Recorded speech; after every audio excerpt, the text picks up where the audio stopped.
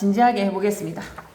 다들 국어사 엄청 중요하거든요. 그리고 이지수 쌤은 좀 어렵게 내기도 합니다. 그래서 쌤이 생각했을 때는 좀 기말고사까지 유종의 미를 잘 거두어서 국어 1등급 못 받을 과목이 아니다라는 생각이 드니 다들 각자 사정들을 다 소화하시고 요 포인트 보면서 좀 정리를 해보도록 합시다.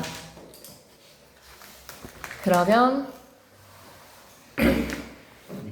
국어의 변천 3-1부터 보면서 쌤이 오는 프린트 오면 또 더 자세하게 설명해 보도록 할게요. 문자 체계의 변천, 자음과 모음. 그러니까 지금 우리가 뭐 한다라고 생각하셔야 돼요? 훈민정음이 1443년에 창제가 되어서 46년에 반포가 되었거든요. 15세기예요. 그 15세기의 국어의 모습에서 지금 21세기까지 600년의 시간이 흐르는 동안 국어의 그때 당시에서의 의문, 그때 당시에서의 표기 방식, 그때 당시의 문법 체계, 그때 당시에서의 어휘 네 가지의 측면으로 한번 변화 양상을 살펴보자라는 거예요. 그래서 세종어제 훈민정음이라는 본문에다가 그 변화 양상이 이거 사라진 순경음 비읍이네. 이거 주체 높임의 서나말어미 시네. 원수 모음화가 안 된 흔적이네. 부음법칙이 안 된 흔적이네. 그거 지금 수업하고 계시잖아요. 그죠? 이진수 쌤이 수업하시다가 이거는 지금 44번이지. 이거는 37번이지. 그게 지금 1번부터 몇 번까지? 1번부터 몇 번까지입니까? 44번까지. 이 양상들을 머릿속에 44가지의 내용들을 입력을 해놓으시면 어떠한 본문이 던져져도 여러분은 이거 뭐네 이런 거를 확인을 할 수 있겠다. 오케이? 네, 이제 그 작업이라고 생각하시면 돼요. 이게 무슨 특징인지를 잡아내셔야 되겠습니다. 이제 시작해 볼게요. 중세국어는 10세기의 고려 건국부터 15세기의 한글 창제 그리고 16세기의 조선 후기로 갑니다. 그래서 15세기가 한글 창제 그리고 한글 창제 이후에 16세기까지 이렇게 생각하시면 되는데 근대국어는 시험 범위가 아닙니다. 17, 18, 19세기는 근대국어 중세국어는 10세기부터 16세기인데 10세기부터 15세기는 한글 창제 이전이기 때문에 시험 범위가 나오지 않습니다. 그러니 우리는 무엇만 잘 기억하시면 되겠다. 15세기만 잘 기억하시면 됩니다. 전에 거도 필기를 필기를 해주시면 그거 변화 양상을 따지겠다는 거니까 좀 중요할 수도 있어요. 그럴 경우에는 쌤도 살펴볼게요. 그런 필기에 맞춰서. 그래서 일단 여러분이 좀 해주셔야 되는 작업은 이진수 쌤이 적어주시는 거 무조건 그냥 다 적어오기. 그걸 바탕으로 이제 쌤이 다시 머릿속에 집어넣게끔 설명을 덧붙이도록 하겠습니다. 없었던 순경은 비읍이 있었네. 그런데 훈민정음 28글자에 순경은 비읍은 들어간다? 들어가지 않는다? 우리 중학교 3학년 때 배웠던 거 훈민정음 창제 원리 생각해봐봐. 자음은 가나만 사요. 그드무스 응에다가 가회계 원리에다가 크트프츠 막 9가지 글자 만들고 이체자 3글자 있었던 거 기억나? 그리고 모음은 천지인의 원리에 따라서 으랑 하늘이 평평한 모양 땅이 평평한 모양이구나. 땅이 평평한 모양 하늘이 둥근 모양 아래야 사람이 서 있는 모양 아래야 이에다가 초출자 제출자로 11글자 만들었던 거 기억나? 거기에 그럼 순경은 비읍이 있었어 없었어? 없었어. 순경은 비읍은 세로로 이어쓰기라고 해서 비읍과 이응이 합쳐진 순경은 비읍인 거야. 순경은 비읍은 어떻다? 비읍과 이응이 두 개의 음운이 세로로 이어쓰기 됐다라고 생각하시면 됩니다. 그래서 알고 더불어 할 때 그 부부부부부부부 남아있는 흔적이라고 생각하시면 돼요. 그런데 오늘날에는 이 순경은 비읍이 있다 없다? 없어. 그러면 순경은 비읍이 어떻게 됐냐라고 하면 이 모음 앞에서는 순경은 비읍이 탈락을 해. 그래서 수비여겨가 탈락을 해서 수이여겨 해서 쉽게라는 거에서 이 앞에서는 순경은 비읍이 탈락을 하는 변화를 겪게 되고요. 이를 제외한 모음 앞에서는 순경은 비읍이 오나 우로 교체가 되었어요. 그래서 덥다하게 어가 와서 더버라 해서 더워라가 된 겁니다. 순경은 비읍이 우로 교체. 그리고 고아라 순경은 비읍에 고바라가 순경은 비읍이 오로 바뀌어서 고와가 된 겁니다. 이해되시나요? 이 앞에서는 탈락이 되었고 그 외의 모음에서는 오나 우로 교체되었다라고 기억해 주시면 돼요. 너무 중요합니다. 의정이 어서 와요. 의정아 학교 프린트 있어 지금? 아니요. 없으면 도영이 거 좀 빌리자. 네, 이거 받아가세요. 자, 그러면 첫 번째 순경은 비읍에 대한 이야기 여기까지 이해가 되셨을까요? 네. 그리고 두 번째, 여린 히읗은 훈민정음의 28글자에 속해 안 속해? 훈민정음 의장이 여기 앉으면 안 되나? 훈민정음 28글자에 속한다 속하지 않는다? 속합니다. 얘는 그러면 어디에 속하냐라고 하면 기본 글자 이응에다가 가획의 원리에 따라서 하나가 가획이 된 여린 히읗이야. 가획자라고 생각하시면 됩니다. 이응에 획을 더해서 여린 히읗 만들어졌다라고 생각하시면 돼요. 괜찮나요? 중세 초기에 쓰이다가 사라지게 되고요. 된소리 부호나 된소리 부호 어떨 때 쓰이는지 혹시 기억나나? 할 바 있어도라고 했을 때 홀베이셔도에서 홀 뒤에 여린 히읗이 들어가 있습니다. 홀베이셔도에서의 여린 히읗 한번 쓰이고요. 그래서 그거 홀베이셔도에서 된소리 부호 했습니다. 된소리 부호로 몇 번? 2번이 해당이 됩니다. 2번 된소리 부호. 그 다음에 절음 부호라고 하면 할노미라고 했을 때 할노미 절음으로 끊어주거든요. 할 할 때 이제 다음 시간에 준민이네는 진도 나가겠네요. 할 할 때 할이 뭐다? 절음부호라고 생각하시면 됩니다. 그러니까 된소리를 만들 수가 없으면 다 절음부호라고 생각하시면 돼요. 다시 한 번 더 설명하도록 할게요.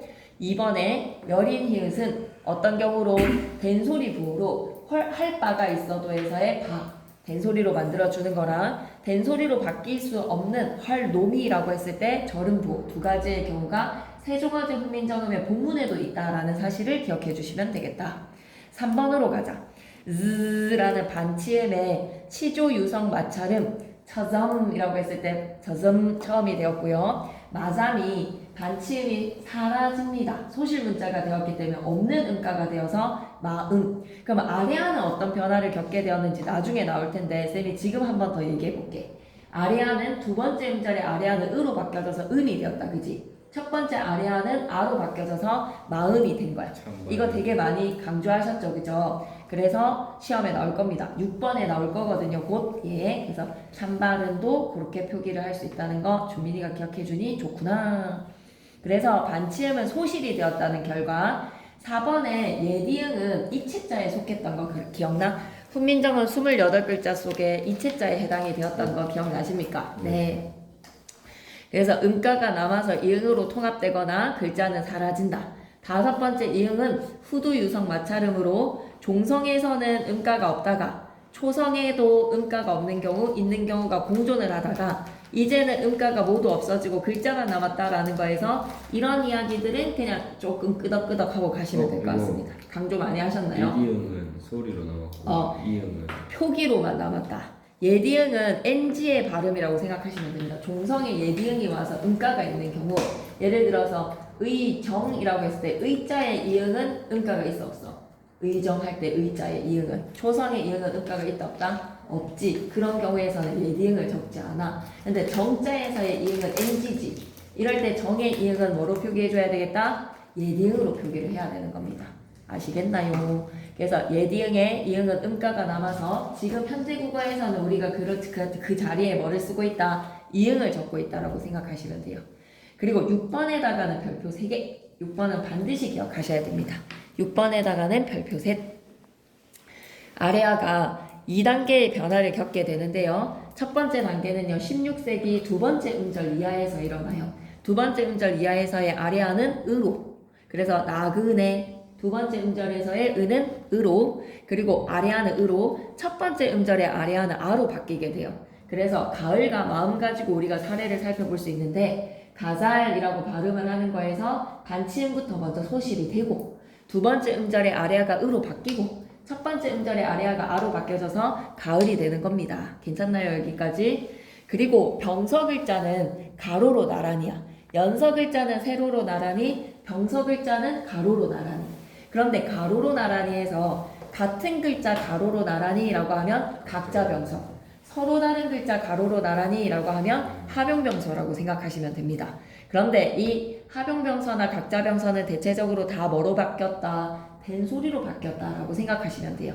그러면 3-1에서 문자 체계의 변천은 자음과 모음에서의 의문의 변천이었다라고 생각하시면 되겠네. 그렇지? 그래서 3-1 문자 체계의 변천 옆에다가 뭐라고 적고 가자? 의문. 의문이 어때? 자음과 모음인데 그 의문 안에서의 변화가 순경은 비읍은 이 모음 앞에서는 탈락을 하고 다른 모음 앞에서는 오나 우로 교체. 여린 히읗은 된소리 부호나 절음의 부호로 사용이 되다가 사라져. 반치음도 소실되었어. 예디응도 그리고 이응도 아래아의 변화가 특히 중요하고요. 각자 병사, 하병 병서도 잘 기억해 주셨으면 좋겠습니다. 여기까지 괜찮나요? 네. 그러면 이 표기 체계의 변화에서 표기적 측면 꼭 기억하셔야 돼. 3-1에서의 의문의 자음과 모음의 변화, 3-2에서의 표기 체계의 변화. 그럼 이제 시작해보자. 중세국어의 10세기부터 16세기 말에 주로 이어적기를 많이 사용을 한 거야. 이어적기는 어떤 경우? 체연 뒤에 모음으로 시작하는 조사가 오거나 어간 뒤에 모음으로 시작하는 어미가 오게 될 경우, 즉 모음으로 시작하는 조사나 어미가 오게 될 경우 그대로 연음해서 적어주는 방식이 이어적기야. 놈 명사 뒤에 이라는 주격조사가 오면 어떻게 이어적자? 놈이 연음해서 적어주는 겁니다. 바람이라는 명사 뒤에 에라는 부사격 조사가 오면 그대로 연음해서 적어주는 겁니다. 바람에. 괜찮습니까? 이러다가 근대국어에서는 과도기적인 표기로 쓸데없이 두 번을 적어. 바람에서의 미음을 두 번을 거듭 적어주고 노미의 미음을 두 번을 거듭 적어주는 쓸데없는 과도기적 표기 방식을 지나서 쓸데없지. 그래서 곧 형태소를 밝혀 적는 끊어적기의 방식으로 자리를 잡게 됩니다. 네, 분철입니다. 이어적기에서의 연철, 그리고 거듭적기에서의 중철, 그리고 끊어적기에서의 분철로 3단계의 변화를 겪더라 라고 기억해 주시면 되겠네. 여기까지 괜찮습니까? 그리고 9번도 좀 중요해요. 9번에다가도 별표 하나 쳐주시고, 훈민정음 창제 직후에는 종성에는 초성에 오는 애들이 다 올 수 있어 라는 규칙을 지키다가 발음이 있잖아. 종성 자리에 모든 자음이 다 발음되지가 않잖아. 종성 자리에 발음이 될 수 있는 자음이 지금은 뭐뭐뭐만 발음될 수 있지. 종성에 발음될 수 있는 자음은 7개밖에 없어. 음절의 끝소리 규칙, 가느다란 물방울이죠. 그르, 드르, 무브, 응 7개 자음밖에 발음이 되지 않습니다. 그래서 그 발음이 되는 애들만 적는 규칙이 8종성이에요. 8개의 자음만 종성 자리에 발음이 되니 8개의 종성만 적어주자라는 받침 표기의 원칙이 뭐다? 8종성이다 라고 생각하시면 됩니다.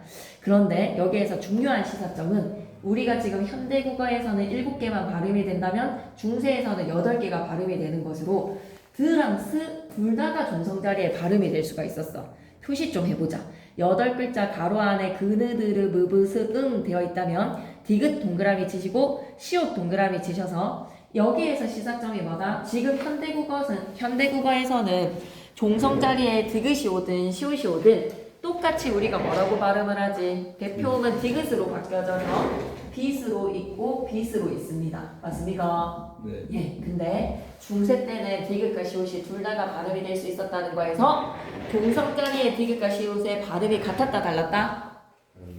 달랐다.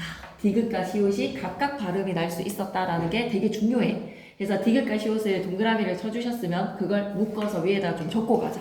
디귿과 시옷의 발음이 달랐다는 사실을 꼭 적으셔야 돼요. 디귿과 시옷이 서로 다른 발음이었다. 서로 다른 발음이었다는 거 꼭 기억해 주세요.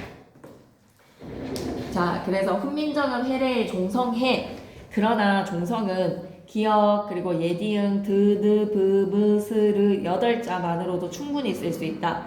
이화에 해당하는 비꽃과 호피에 해당하는 엿의 갓, 시옷자로 통용될 수 있기 때문에 오직 시옷자를 쓰는 것과 같은 것이다. 여기까지 괜찮나요? 오케이. 그러니까 받침 표기의 8글자에서 근대국어로 가면서는 디귿과 시옷의 발음이 같아져. 발음은 디귿으로 발음을 하되 근데 표기는 뭐로 적게? 시옷으로 적습니다. 디귿과 시옷이 혼용이 되다가 발음은 디귿으로 하면서 표기는 뭐로 통일이 되어버렸다? 시옷으로 표기가 통일이 되었습니다. 그리고 10번에다가는 별표가 쳐져 있는데 우리 10번 도영이가 특별히 별표를 친 이유가 있을 거야. 좀 중요해. 한자어들은 전부 다 무슨 식 표기라고 생각하면 돼? 동국정운식 표기야. 동국정운식 표기는 우리의 발음이야 아니면 중국의 현실 발음이야. 중국의 한자 그대로의 원음의 발음을 살리기 위한 동국정운식 표기야. 그러면 한자어들은 한자만 적혀져 있으면 전부 다 여러분은 뭐라고 생각하시면 돼요? 이거 동국정운식 표기네? 이렇게 알아보시면 됩니다. 전부 다 한자어들은 동국정운식 표기이다. 한자음을 중국 원음에 가깝게 밑줄 그자 중국 원음에 가깝게에다가 밑줄. 그래서 받침이 없는 글자에 형식적인 종성 이응인 거야. 예디응이 아니라 그냥 이응이지. 음가가 없기 때문에 형식 종성 이응에다가 밑줄 한번 꺼주시고. 그래서 중국의 원음에 가깝게 발음하는, 그리고 문자 중국 원음에 가깝게 발음을 하는 일부 문헌에서 나타나다가 곧 사라집니다. 근데 세종어제 훈민정음에서는 철저하게 한자어들은 전부 다 무슨식 표기라고 생각하면 된다? 동국정운식 표기라고 생각하시면 돼요. 괜찮다면 11번으로 가죠. 띄어쓰기 중세국어에 했다 안 했다? 전혀 하지 않습니다. 띄어쓰기. 그러다가 근대국어에서도 띄어쓰기 없다가 20세기 들어서면서 이제 어절 단위의 띄어쓰기가 자리를 잡게 되죠. 그리고 3-3에서 역시 의문적 측면으로 한번 가보자. 중세국어에서 된소리 등장하기 시작하는데 너무 중요해. 얘들아 이거 한번 읽어볼까? 중세 때 얘 어떻게 읽었을 것 같아? 꿈. 시옷은 음가가 없었어. 된소리로 발음하라는 표시니까. 그래서 이걸 어떻게 읽어줘야 된다? 꿀이라고 했지. 쓱꿀이 아닙니다. 쓱꿈이 아닙니다. 시옷은 그냥 뒤에 의문을 된소리로 읽으라라고 하는 표시라고 생각하시면 돼요. 시옷계 합용병서라고 하지. 서로 다른 자음 가로로 나란히는 합용병서지. 시옷계 합용병서는 뭐라고 생각하면 된다? 시옷계 합용병서는 된소리 표시다. 그리고 이것도 한번 생각해봐봐. 이것도 어떻게 읽으면 돼? 이거는 꿀이라고 읽으면 돼. 그럼 비읍은 음가가 있었나요? 라고 하면 맞습니다. 비읍의 어두자음구는 음가가 있어서 얘를 한번 읽어주실까요? 뭐라고 읽자? 뿌쌀하고 읽어야 돼. 그래서 우리가 지금 먹는 주식의 쌀이 중세국어에서는 뿌쌀이었어. 그래서 그 흔적이 남아있는데 조에다가 뿌쌀이었기 때문에 지금 우리는 조쌀이라고 하지 않고 뭐다? 좁쌀. 그럼 없었던 비읍이 생기는 이유가 쌀이 뿌쌀이었기 때문인가? 차 더하기 쌀이라면 찹쌀, 해 더하기 쌀이라면 햅쌀. 없었던 비읍이 덧나는 이유가 뭐다? 쌀이 뿌쌀이었기 때문입니다. 네, 좀 중요한 이야기거든요. 네, 그렇게 기억해 주셨으면 좋겠고 12번에 주로 시옷계 합용명사는 된소리로 표현이 되었다. 시옷계 합용명사에다가 밑줄 한번 꺼주시고 시옷계 합용명사는 다 뭐라고 생각하면 된다? 된소리 표시입니다. 어머, 왕건이 튀었네. Sorry. 그래서 옆에 된소리 대기 현상이 좀 일어나기 시작해. 그래서 곧이라고 불렀던 예사소리가 꽃이 된다는 거. 13번도 어두장군이 존재를 했는데 비읍계는 비읍에 발음이 있었고 비읍 시옷계 합용병서 이렇게 이루어져 있을 때 시옷은 된소리로 발음하라라는 표시다라고 생각해 주시면 되겠네요. 14번에다가 별표 하나 치시죠. 모음조화가 엄격하게 지켜졌다. 선생님 모음조화가 뭐예요? 라고 하면 양성은 양성끼리, 음성은 음성끼리. 얘들아 퐁이 오면 당이 올까 덩이 올까? 퐁 했으면 퐁당 할까 퐁덩 할까? 당이 돼야 돼. 풍 했으면 덩 할까 당 할까? 풍덩 해야 됩니다. 오랑 아의 짝이 양성 모음으로서 작고 가벼운 느낌에서의 모음은 모음끼리, 크고 무거운 느낌에서의 어랑 우는 끼리끼리 쓰인다라는 거예요. 그래서 모음조화는 양성 모음은 양성 모음끼리, 음성 모음은 음성 모음끼리, 끼리끼리 쓰인다라고 생각하시면 됩니다. 여기까지 괜찮나요?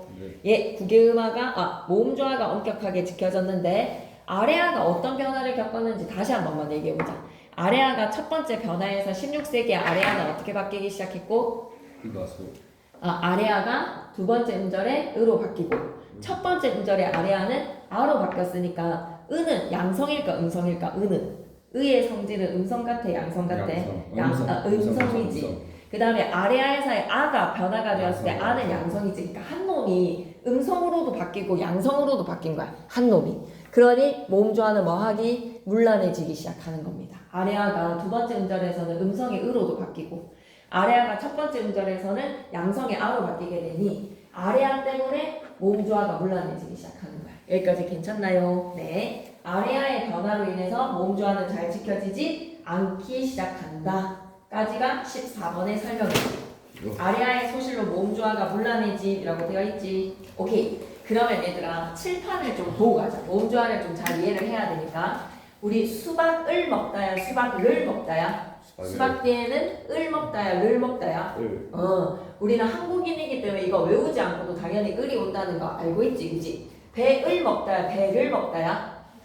배를 먹다지. 그럼 이 두 가지의 차이는 을과 을이 똑같은 역할을 하는 목적격 조사이지만 의문의 환경에 따라서 어떨 때는 을이 오고 어떨 때는 을이 온다는 걸 여러분은 의식하지 않고 지금 사용하고 있지? 어떻게 사용하고 있지? 받침이 있을 때. 받침의 유무구나. 자음으로 끝나면 을이고 모음으로 끝나면 을이 오는구나. 그런데 중세 때는 모음주어의 짝까지도 만들어 놓은 거야. 양성이면 알, 음성이면 을, 그리고 양성이면 날, 음성이면 을이었어. 그러면 너를 사랑해라고 하면 너 뒤에는 을이 올까, 날이 올까? 음성이니까 을이 와야 되고, 나를 사랑해줘라고 하면 나는 양성이니까 뭐가 왔어야 되는 거야? 날이 오는 거야. 그럼 수박 때에는 을이 아니라 뭐가 와야 된다? 양성에 아가 왔으니까 아래 아가 와서 그대로 무슨 접기의 표기 방식으로 이어접기의 표기 방식으로 수박을 먹다 되는 겁니다. 괜찮나요? 예, 그래서 이런 조사에서도 의문문적 형태에 양성과 음성의 짝이 있어서 좀 철저하게 모음조화를 지켰다. 이 규칙을 이지수 쌤이 좀 많이 강조해서 시험 문제로 내실 겁니다. 모음조화의 짝이 양성과 음성의 조사, 어휘들이 많이 있었다라는 것을 기억해 주시고, 그러다가 이제 문란해지기 시작해서 나 뒤에는 날이 아니라 르이 와 있지, 쓰다 뒤에는 는이 아니라 난이 와 있지, 이렇게 문란해지기 시작하다가 오늘날 현대국어에서는 음성상징어 정도에서만 모음조화를 좀 사용하고 있습니다. 예. 그러면 15번으로 가서 애랑 의랑 외랑 애랑 위랑 예 하양 이중모음으로 발음이 된다는 거, 18세기부터 외위 애 등이 단모음이 되었다는 것과 16세기에 국이음화가 나타나지 않았어. 드트랑 이랑 만나면 드트로 발음이 되는 국이음화가 일어나지 않아서 예를 들어볼까? 표디라고 발음합니다. 지금 오늘날에 우리가 표지라고 발음을 하는데 국이음화가 일어나지 않아서 표디, 그래서 디디디디디디 뭐 이런 발음들이 있으면 지읒이 아니라 디귿으로, 치읒이 아니라 티귿으로 발음하고 있다라고 하면 전부 다 국이음화가 안 됐구나 라고 생각해 주세요. 괜찮나요? 여기까지. 그래서 좋다가 되었고요. 티다가 치다가 된 겁니다. 17에서는 두음법칙이 나타나지 않았어. 그래서 니르고저는 그냥 두음법칙 적용해서 이제 이르고자가 되겠지. 그리고 18번에 성조가 있었어. 성조에다가 동그라미 치시고, 학교 쌤들이 성조 가지고 장난을 많이 치시는 거는 소리의 길이로 장난을 좀 치시는데요. 성조는 소리의 길이가 아니라 음의 높낮이에 높고 낮은 거. 그래서 성조 동그라미 치셨으면 돼지꼬리 뿅 적고 가겠습니다. 음의 높낮이.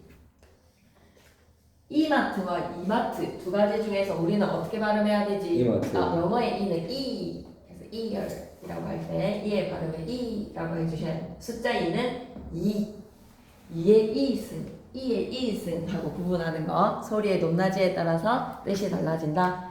연기와 연기 할 때 그 성조가 경상도 사투리에 남아있는 것이 뜻을 구별을 한다라고 생각하시면 됩니다.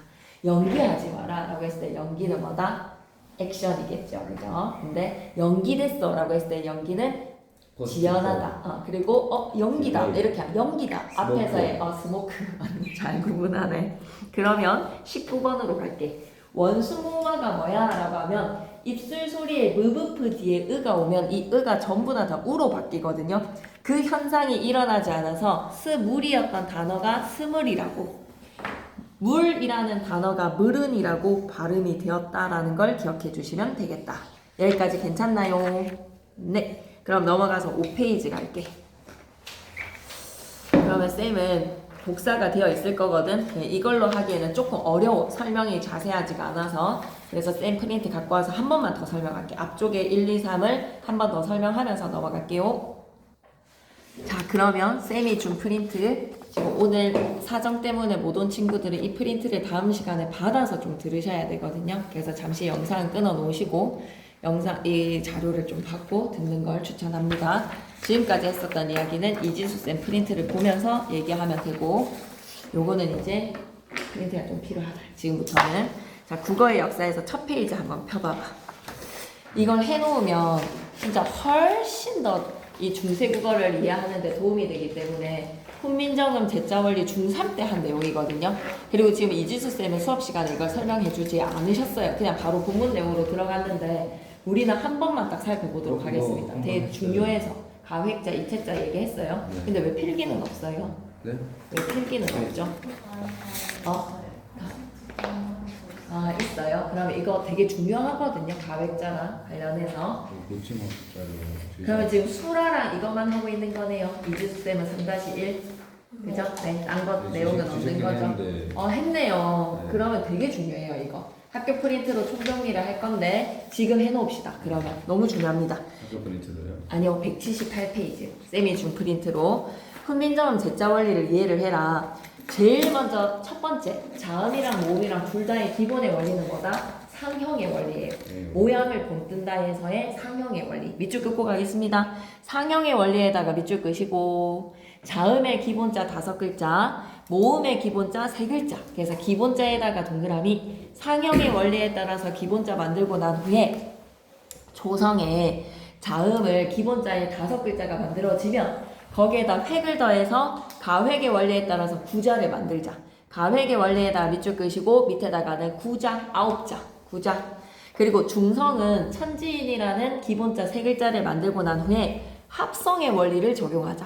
합성의 원리에다가 밑줄 끄시고 초출자 4개, 제출자 4개라고 해서 총 몇 개? 8개가 되는 거야. 그래서 합성의 원리 밑줄 꺼서 몇 자? 8자라고 좀 적어놓자. 가획의 원리에는 9자 만들어지고 합성의 원리에 따라서는 8자가 만들어집니다.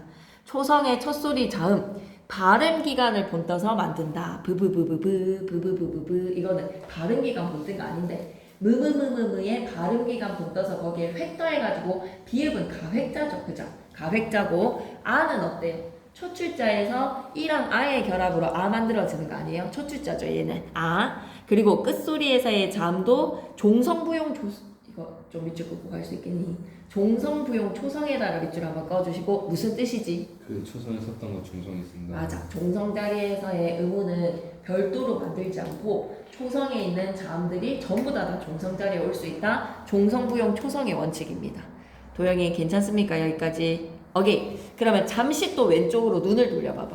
훈민정음에 대한 정의를 내려볼게. 훈민정음이 뭡니까? 라고 하면 뭐라고 얘기할까요? 훈민정음이 뭐야? 라고 하면 훈민정음은 백성을 가르치는 바른 소리에다가 밑줄. 한글의 다른 이름이 훈민정음이자 또 뭐라고 생각해야 된다? 훈민정음에 대해서 해례본 해설서의 책 이름도 뭐였다라는 거야? 훈민정음인 거야. 그래서 이 백성을 가르치는 바른 소리라는 이름의 문자는 조선 제4대왕인 세종대왕에 의해서 세종 25년 43년에 만들어져서 46년에 반포가 됩니다. 그거 날짜만 좀 기억해 놓을까? 우리가 나중에 대학 가가지고 길거리 퀴즈 같은 거 4346 하나 기억해 주시고 내려와서 이제 초성자 가자. 초성에는 자음이야. 자음은 기본자 5글자에 가획자 9자에다가 이체자 3글자라고 생각하면 돼. 발음하는 기간에 조음 기간의 모양을 본떴어. 상형을 하되 뭐를 상형을 했다? 발음 기간의 모양을 본떴다. 조음 기간의 모양에다가 밑줄. 그래서 5글자. 상형의 원리에 따라서 혓뿌리가 목구멍을 턱하니 막는 모양 그. 혀끝이 윗 잇몸에 닿는 모양 느. 그리고 입의 모양 무. 그리고 치아의 모양 시옷. 목구멍의 모양 이응이라고 해서 초콜릿은 뭐만 사요? 라고 하면 여러분은 뭐라고 외쳐주시죠? 하나만 사요라고. 그느무스 응이라고. 고메나사이. 고멘나사이가 그렇네. 고멘나사이 미안합니다야. 고멘 모르겠어요. 미안합니다 이거야. 고멘 하면 미안해 뭐 이런 뜻일 거야. 그러면 거기에 기억에다가 획 하나 더하면 뭐 만들어지고 크 니은에서 획 더하면 뭐가 만들어지고 드트 무에서 획 더하면 뭐가 만들어지고 브프 스에서 획 더하면 뭐가 만들어지고 즈츠 이응에서 획 더하면 뭐가 만들어지고 여린 히읗에 흐가 만들어지고 맞지? 그러고 가획의 원리를 따르지 않고 획을 더했음에도 불구하고 소리가 세지지 않는 애들을 뭐라고 부르자? 이체자라고 부르는 거야. 그러면 이응에다 획 더해서 예디응 리을에다가는 획 더해졌는데 그러니까 쌤은 이거 강조하고 싶어. 이 예디응이 아음에서에 속하는 거지 치음에 속하지 않는다라는 것을 쌤은 좀 강조를 하고 싶어. 아음에 속하지 치음에 속하지 않는다는 거. 그래서 예디응, 리을 그리고 반치음까지 여기까지 이해할 수 있겠어요? 네. 이렇게 만들어지는 원리 꼭 기억해 주셔야 됩니다. 그러니 여기에는 순경은 비읍이 있다 없다? 순경은 비읍이 없어. 어두자음군에서의 합용 병서들이 있다 없다? 없어. 각자 병서가 있다 없다? 없다라는 걸 기억해야 돼. 알았지? 그리고 중성에서의 모음으로 가는데 중성에서의 모음은 11글자야. 이번에는 상형을 하되 뭐를 상형을 하자? 성리학에서 말하는 우주의 기본 요소 천지인 세 글자의 요소를 따자. 천지인에다가 밑줄 끄시고 하늘이 둥근 모양 아래야, 땅이 평평한 모양 사람이 서 있는 모양 이를 만들고 난 다음에 기본자끼리 결합해서 초출자 제출자를 만드는 겁니다. 아래아랑 으가 합쳐져서 오, 이에다가 아래아가 합쳐져서 아, 의에다가 아래아가 합쳐져서 우, 아래아에다가 이가 합쳐져서 어라는 오, 아, 우, 어 초출자 만들고 여기에 아래아 한 번 더 합성해서 요야, 유여 만들면 제출자인 거야. 여기까지 괜찮지? 그러면 아까 이지수쌤 프린트에서 얘기했던 의문의 변천에서 여린 히읗 어떻게 됐다 그랬지? 여린 히읗은 네, 사라져. 그냥 사라져. 근데 여린 히읗이 중세 때 무슨 역할 했어? 할 바 있어도 라고 했을 때 홀빼 있어도에서 홀 뒤에 리을 된소리 부호, 그리고 로미라고 하면 무슨 기능? 절음의 기능이라고 두 가지의 기능을 했다라는 거야. 반치음은 어떻게 됐지? 그냥 다 소실됐어. 그리고 예디응은 NG의 역할이었다는 거. 음가 있는 종성 자리에. 그리고 아래아 또 한 번 더 말로 설명해 볼까? 두 번째 음절의 아래아는 어떻게 되고 첫 번째 음절의 아래아는 어떻게 아로 바뀌어졌다라고 생각해 주시면 되겠네요. 그러면 우리 왼쪽 기퉁이에서 가획자랑 이체자에 대한 설명 한 번만 더 보고 가자. 가획자는 획을 더한다라고 해서 소리의 세기에 따라 획을 더하면 소리의 세기가 더 세지는 거야. 그런데 그럼에도 불구하고 획을 더했음에도 불구하고 소리의 세기가 세지지 않는 애들은 전부 다 이체자로 가는 거야. 그리고 이체자는 획을 더해 소리의 세기가 가획의 원리에서 벗어났다. 본론이다. 예디은과 리을과 즈라는 반치음. 괜찮지? 그럼 179페이지 계속 킵고 할게. 종성 글자는 만들었어? 아니야. 만들지 않아도 돼. 만들지 않아도 돼. 뭐가 있으니까? 자음, 종성, 부영, 초성의 원리에 따라서 맞아. 종성의 글자는 별따로 만들지 말고 초성으로 쓰는 글자를 다시 사용하자. 밑줄 글자. 초성으로 쓰는 글자를 다시 사용해다가 밑줄 종성, 부용, 초성이라고 기억하시면 됩니다. 그럼 돋보기 내용으로 들어가면 되겠어요? 돋보기. 종성 표기의 변화로 가볼게. 정성, 부용, 초성. 훈민정음의 제자 원리이면서 동시에 종성의 운용의 방법이다. 종성의 모든 초성을 사용하는 것으로 창제 초기 문헌인 창제 초기에다가 밑줄. 창제 초기에는 종성의 표기 원칙이 종성부용 초성이었어. 종성부용 초성을 하다가 곧 뭘로 자리 잡고 팔종성. 그러면서 근대국어에서는 뭐로 자리 잡는다? 실종성으로 가는 겁니다. 괜찮지요?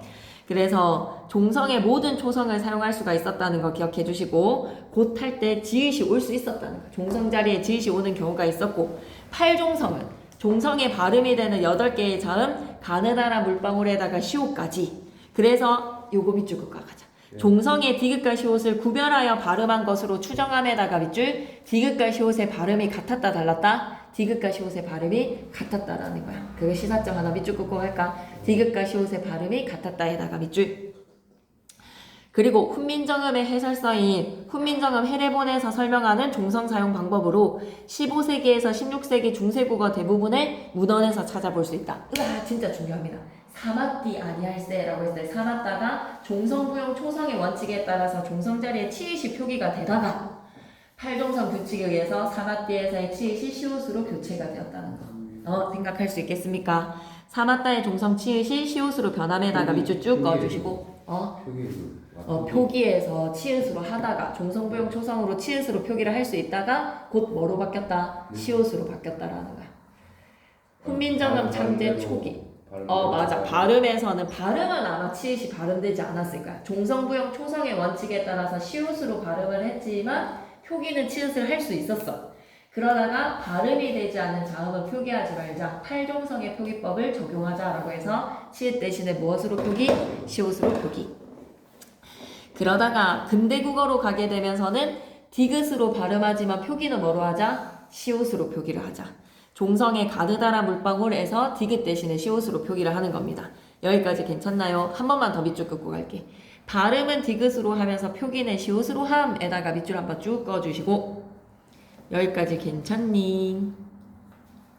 그렇다면 이렇게 가획의 원리에 따라서 합성의 원리에 따라서 만들어진 자음들이 문자의 운용의 방식에 따라서 또 더 짬뽕해서 쓰였다는 거야. 여기 28글자가 아니라 연서는 운용 방식에서의 이어쓰기 글자야. 연서에 이어쓰기는 입술 소리에만 해당이 돼. 입술 소리 무브무무무 부부부부부 푸푸푸푸푸 뿌뿌뿌뿌뿌에다가 밑줄. 이응을 세로로 이어써서 입술이 가벼운 소리를 만들어 보자. 순경은 미음, 순경은 비읍, 순경은 피읍, 순경은 비읍. 고유어 표기에는 순경은 비읍만 사용이 되었고 나머지는 한자어 표기할 때 쓰였다라고 기억해 주시고, 가로로 나란히 쓰기에서의 병서 글자는 각자 병서라고 하면 같은 초성 두 개를 가로로 나란히 밑줄 글자 같은 초성에다가 밑줄. 하병 병서는 서로 다른 초성에다가 밑줄 끄시고, 하병 병서를 초성에 쓰면 뭐라고 부르면 된다? 어두자음군이라고 부르면 돼. 밑줄 글자. 초성에 사용할 경우 어두자음군에다가 밑줄.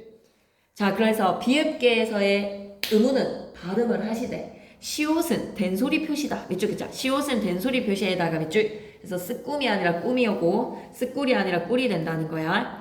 이렇게 만들어진 글자들을 붙여쓰기. 초성에 중성을 붙여서 한 음절을 이루는 방법으로 중성은 초성의 아래쪽이나 오른쪽에 놓는 것이다. 오케이. 알고 고봐라. 알고 고봐라. 순경은 비읍이 이 모음에서는 탈락하지만 그 외의 모음에서는 오우로 교체가 되니까 고하라. 프린트 괜찮지, 그지? 다 설명 되게 자세히 잘 되어 있지. 그리고 셔블셔블 할 때는 순경은 비읍이 우로 바뀌어져서 서울이 되는 겁니다.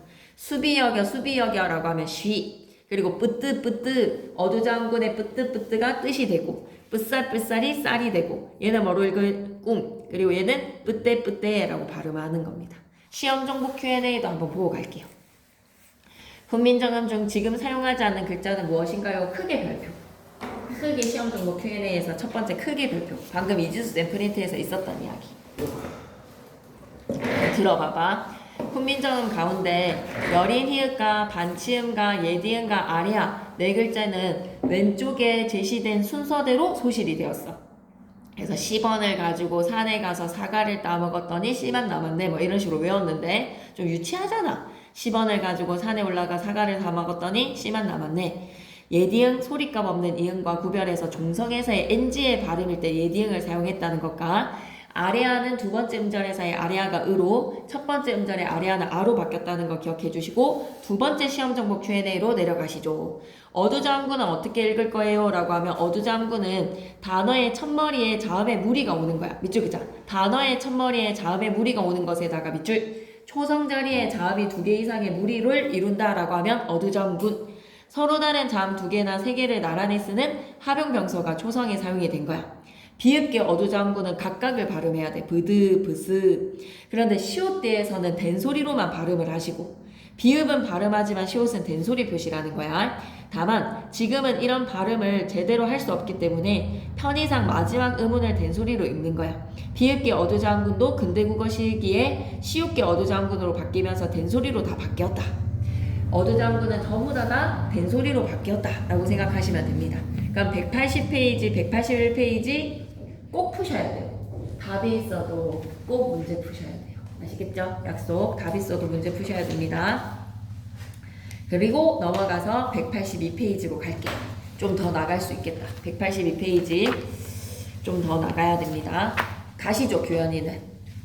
182페이지 지금 38분 이후부터는 영상 꼭 들으세요. 프린트도 갖고 갔으니 너무 중요합니다. 자음의 변화. 여린 히읗은 아까 된소리 부호거나 절음 부호라고 얘기했죠. 그러다가 훈민정음 창제 직후에 사라집니다. 제일 먼저 사라집니다. 그래서 밑줄 한번 끄고 갈까? 동국정원식 한자음 표기에다가 밑줄 끄시고, 된소리 부호에다가 밑줄 끄시고, 절음 부호에다가 밑줄 한번 꺼주시고, 그렇게 쓰였다는 거. 반치음은 소멸이 16세기. 그래서 마삼이 마음이 되고 아버지 된다는 거. 한숨, 몸소, 예디응도 종성의 NG의 음각. 그리고 순경은 비읍은 아까 뭐로 바뀌었다? 오나 우로 바뀐다. 그리고 모음의 변화에 아래아는 다시 한 번 더 별표를 좀 치고 갈게. 아래아에다가 별표. 16세기 둘째 음절 이후에서 주로 아래아는 으로 바뀌고 첫 번째 음절에 아래아는 아로 바뀐다.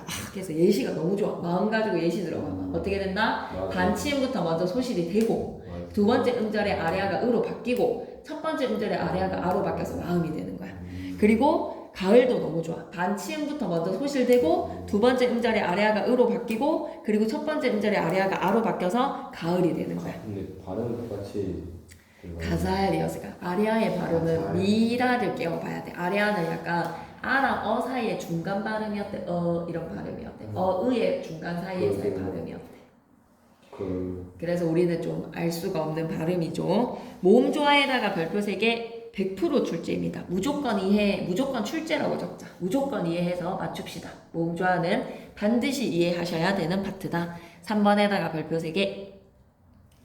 양성 모음은 작고 밝고 귀여운 느낌으로 아래아, 오아가 여기에 속해. 그지? 그리고 아래아가 찍혀져 있는 에라든지 에, 아이의 에. 그리고 음성 모음은 좀 크고 무거운 느낌이어서 어랑 우랑 으가 대표야. 그래서 의랑 어이의 애가 되는 거지. 그럼 나 뒤에는 는이 올까 난이 올까? 난이 와야 된다는 거야. 나 뒤에는 르리 올까 랄이 올까? 랄이 와야 된다는 거야. 나 뒤에는 관역격조사 의가 올까 애가 올까라고 하면 아래아 찍은 애가 와야 된다는 거야. 이렇게 다 짝이 있었어. 는, 난, 랄, 를, 그리고 의, 애. 다 짝이 양성과 음성의 짝이 있어서 그것에 맞춰져서 모음 조화가 끼리끼리 어울렸다는 거야. 규칙이 엄격했다는 거죠. 그럼 막다 뒤에는 아니가 올까 은이가 올까? 아니가 와야 되는 거야. 근데 먹다 뒤에는 아니가 올까 은이가 올까라고 하면 은이가 와야 된다는 거지. 괜찮습니까? 네. 그래서 양성은 양성끼리, 음성은 음성끼리, 끼리끼리 어울리는 현상을 뭐라고 한다? 모음 조화 현상이라고 합니다. 이게 정말 목숨처럼 잘 지켜지다가 문란해지기 시작한 이유는 뭐다? 아래아가 한 몸이 으로도 바뀌고 아로도 바뀌니 문란해지기 시작한 거야. 괜찮지? 그러면 옆에 왼쪽에 표기법의 변화도 크게 별표 하나 쳐줘. 표기법의 변화에다 크게 별표.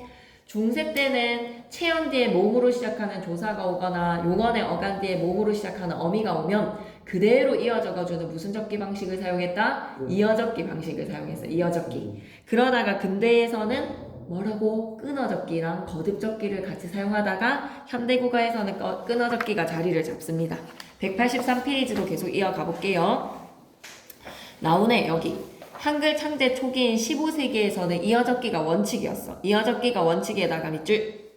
그런데 16세기부터 해서는 갑자기 거듭 적는 이상한 가도기적 표기 방식이 나타나. 가도기적 표기에다가 밑줄, 거듭적기에다가 밑줄. 쓸데없기 때문에 17세기부터 해서는 끊어적기를 더 많이 쓰기 시작합니다. 예를 들어서 말쌈이라는 명사 뒤에 주격조사 이가 오면 말쌈이 하고 이어 적는 방식, 님 뒤에 목적격조사 을이 오면 닙을 하고 이어 적는 방식. 끊어적기는 말씀과 이라는 체형과 조사를 명확하게 구분하자. 님이라는 명사 뒤에 을이라는 조사를 명확하게 구분을 하자. 근데 거듭적기는 쓸데없이 2번 적는 방식이라고 생각하시면 됩니다. 님을을 가지고 예시를 더 드러났네요. 님을, 님을이라고 끊어 적는 것과 2번 적는 거듭적기. 여기까지 괜찮나요? 네. 그러면 잠시 시험 정보 Q&A 보시죠.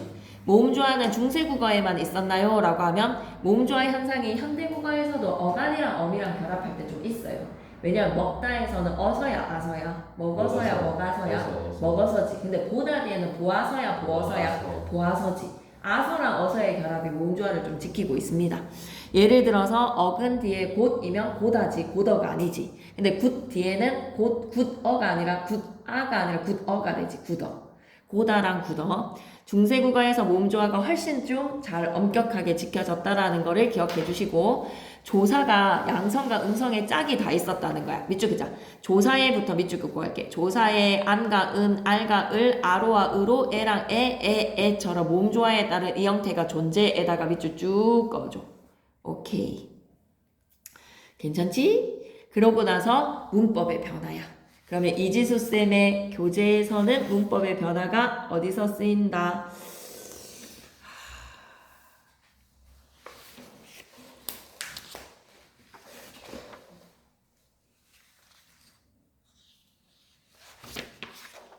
어렵게 되게 많이 갖고 오셨거든.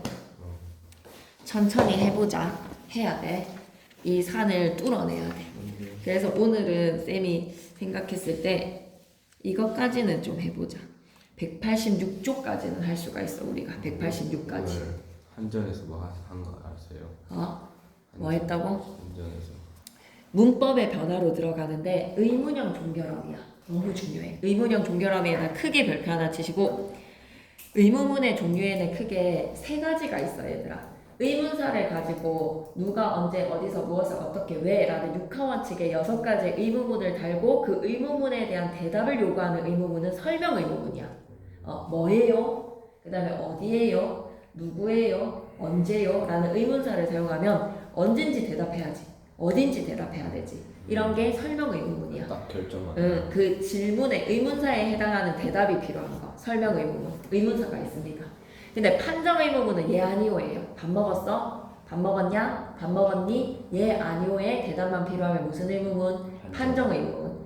그리고 마지막 세 번째는 서리법이라고 생각하면 돼. 누가 가난을 뭐 힘들다고 외쳤는가 말하면 가난을 힘들지 않다라는 거. 내가 너 안 도와주겠어? 라는 건 도와주겠다는 거지. 내가 모르겠어? 라는 건 안다는 거지. 강조하기 위한 수사 의문문, 서리법이라고 생각하시고요.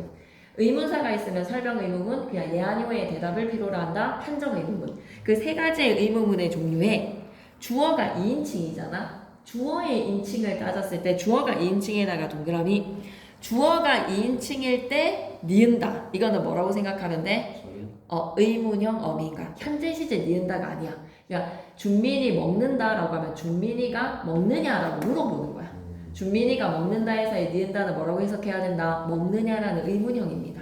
2인칭 조어에서 준민이가는 3인칭이 되지. 미안해. 너는 먹는다라고 하면 너라는 2인칭 조어일 때는 먹는다가 뭐가 된다? 먹느냐라는 의문형이 되는 거야. 여기까지 괜찮습니까? 먹느냐. 너무 중요합니다. 주어가 2인칭일 때 니은다랑 는다는 무슨 어미로? 의문형 어미로 해석해 주셔야 돼요. 여기까지 괜찮다면 주어가 2인칭이 아닌 1인칭이거나 3인칭의 경우에서 판정 의문문은 아까 의문사가 없다라고 얘기했지. 경상도 사투리에 그 흔적이 남아있어.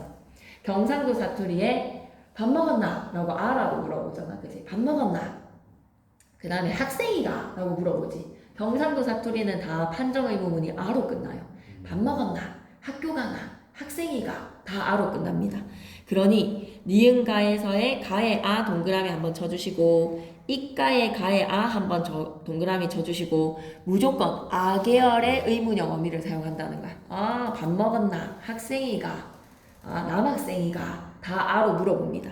있는가? 있나녀? 보조사 가는 체언 뒤일 때는 가가 붙으면 뭐고? 학생가? 라고 물어보면 학생이가 이거에서 학생가? 라고 학생이라는 체언 뒤에 가가 붙으면 이거 뭐야? 의문의 보조사라고 생각하면 돼. 무조건 아계열인 거야. 학생가에서의 체언 뒤에 종가? 이 딸이 너희 종이가? 종가? 라고 물어볼 때 가 붙인다는 거죠. 판정 의문문은 뭐가? 아계열의 의문형 어미나 아계열의 보조사가 온다. 설명 의문문에서는 의문사가 있는 경우라고 얘기했지. 그러면 어디가 노? 오로 끝나잖아. 뭐고? 오로 끝나잖아. 누구고? 누구? 오로 끝나지. 그래서 5계열의 의문형 어미에다가 밑줄 어떠한 고? 어디 있나뇨? 다 오로 끝나죠. 그리고 보조사 고를 붙이면 체언 뒤에서는 누구고? 라고 할 때 누구? 이렇게도 물어보잖아. 그치? 고를 붙일 때.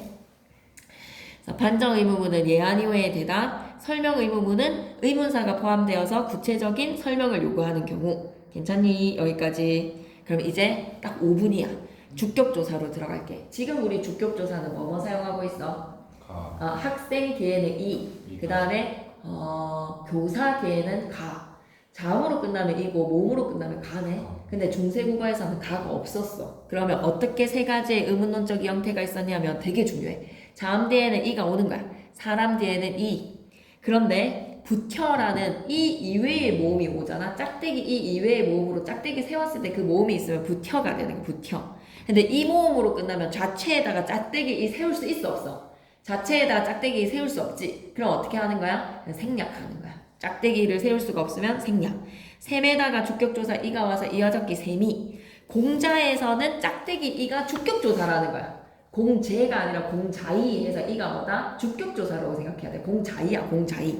뿌리 뒤에는 주격조사 어떻게 하자? 생략하면 되는 겁니다. 괜찮나요? 네. 봐봐. 186페이지 바로 가잖아. 그리고 목적격 조사는 현대국어에 뭐뭐 있어? 목적격 조사는 186조. 문제였구나. 186조. 주격 조사는 뭐뭐 있어 지금? 수박 뒤에는 뭐가 오지? 자음 뒤에는 을. 그리고 목적격 조사. 배 뒤에는 뭐가 오지? 배를. 을과 를밖에 없어, 그지? 앞에 말이 자음이면 을, 모음이면 를이야. 그런데 현대국어와 달리 중세국어에서는 양성의 알과 랄도 있었다는 거야. 음성의 을과 를이 있고. 그러니 마잠이라고 하면 양성이지 마잠이. 그러면 양성의 알이 오는 거야. 여기 예시를 보면서 이해해봐봐. 물이지, 의지. 그러면 음성이지. 그러면 물을 이어적기까지. 그 다음에 조희라고 하면 종이지. 근데 양성이지. 그럼 뭐가 오고 랄이 오고. 너 뒤에는 뭐가 오면 돼? 를이 오면 되는 거야. 이게 끝인데. 그리고 3번, 4번 하면 끝인데. 3번의 관형격 조사는 현대국어에는 뭐밖에 없어? 관형격 조사가 의밖에 없어. 나의 집, 우리의 집, 우리의 학교. 그런데 중세국어에서는 모음조합까지 신경을 써서 3개가 있었어. 표로 바로 내려올까?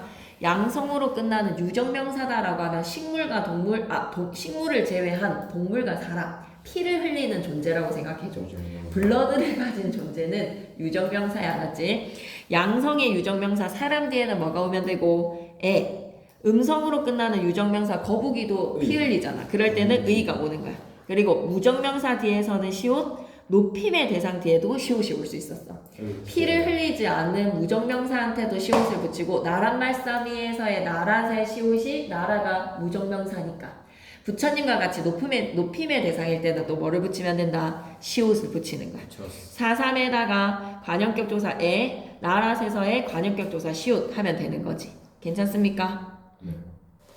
그 다음에 4번에서의 부사격 조사는 양성모음으로 끝나는 체언 뒤에 발알이지. 그럼 장소야, 장소. 장소 학교에 할 때 그 학교인가?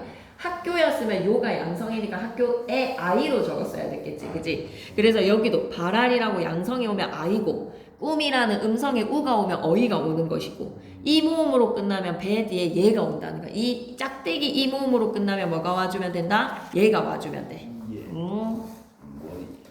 계속 뿌숨 하고 읽는다 그랬지. 뿌숨, 숨이지 숨. 숨은 음성이니까 거기에 아이 올까 어이 올까?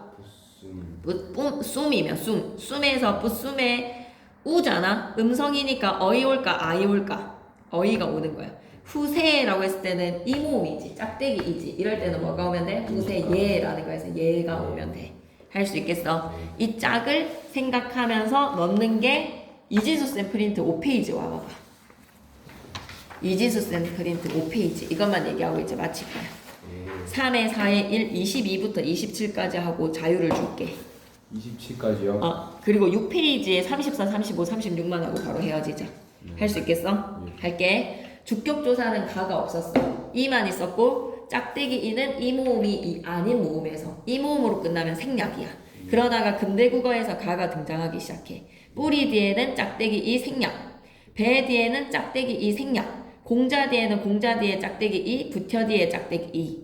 관형격 조사하면 유정명사, 양성일 때, 음성일 때 유정명사 됐지. 그리고 무정명사이면서 높임의 명사, 목적격 조사일 때 알과 을, 날과 르까지 다 괜찮아? 적을 수 있겠어? 이렇게 예시가 던져지면 말쌈 뒤에는 뭐가 와야 되는 거야? 알이 와줘야 되는 거야. 말쌈 뒤에, 그 다음에 님금 뒤에는, 임금의 님금 뒤에는 그 의가 되니까 을이 오는 거야. 나 뒤에는 랄이 오고 너 뒤에는 르이 오는 거야. 부사격 조사도 봐봐봐. 발알 뒤에는 뭐가 와줘야 되고, 발알에다가는 아이의 애, 중기 뒤에는 어이의 애가 오는 거야. 그리고 비교부사격 조사에 와가도 있었다는 거 기억해 주시고, 이가 비교부사격 조사였다는 것도 기억해야 돼. 이 별표 쳐줘. 비교부사격 조사로 이가 있었고 와가도 있었다. 중기계 달아라고 했을 때 중기계에서의 애가 비교부사격 조사로. 혹격 조사 하에다가 별표 하나 치시고 존경의 대상일 때는 하를 사용했어. 됐니? 그리고 보조사에서의 은가는 양성일 때는 안, 음성일 때도 은, 양성일 때 난, 음성일 때 는 이렇게 사용했다는 거. 할 수 있겠니? 그 다음에 34번으로 와봐봐. 34번에서 설명 의무문은 아까 의문사 있어야 됐다 그랬지? 네. 누구고? 어디 가노? 그럴 때 뭐로 끝나야 된다? 5개월로 끝나야 돼. 보조사 5도. 이 어떤 강명고 할 때 고 같은 거. 판정 의무문은 학생이가 그 다음에 밥 먹었나? 예 아니오의 대답이 필요할 때는 아계열이 되는 거야. 아계열. 이 딸이 너희 종가? 2인칭 주어할 때 니은다나 는다는 뭐라고 생각하면 된다? 간다. 2인칭 주어할 때 니은다는 의문형어니라고 생각하시면 됩니다. 오케이? 그럼 갈 거야. 좀 문제 좀 풀어야 되지 않겠어?